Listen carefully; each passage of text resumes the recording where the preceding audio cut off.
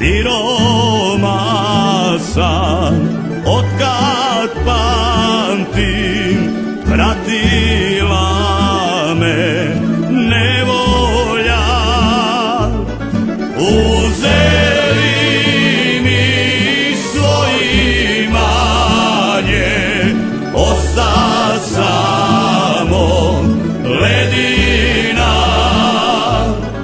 a nju ne dam, ne prodajem, ona mi je jedina. Gospodine premijeru, koliko ima sati? Po saborskom satu točno 11:15.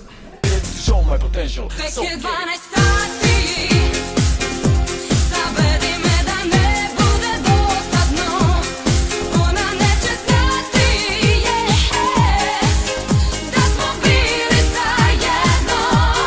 Tek je 12 sati. Remetinec, selo pokraj Zagreba, ja su samo prečki, pravi dečki, jer se zna, menadžeri, direktori, predsjednik i uprava, fuliranti, prevaranti, Remetinec, a ni ja.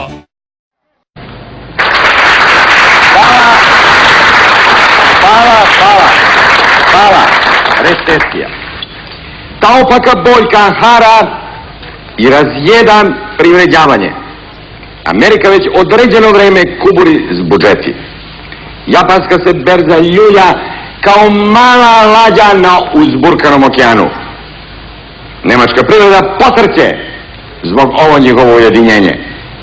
A boga mi, gospođe i gospođo, ne cveta cveće ni u naše preduzeće. Gospodine Jandroković, oni famozni satovi od premijera Sanadera nikada nisu do kraja razjašnjeni. Obećano je da će računi biti pokazani, ali nikada te račune nismo dobili. Računi su pokazani. Tako je! Čuti, Pantiću. Aha, pa cijela javnost je tražila. Čudno da smo to promašili. Tako je! Čuti, Pantiću. Ja bi se mogao da iznosim određene pravce u reformu i za razvoj naše preduzeće, ali vidim da je Mile izgnao prasiće iz furune, a zna se da prasiće nisu ništa naročito kad se ovade, pa rekao da skratimo.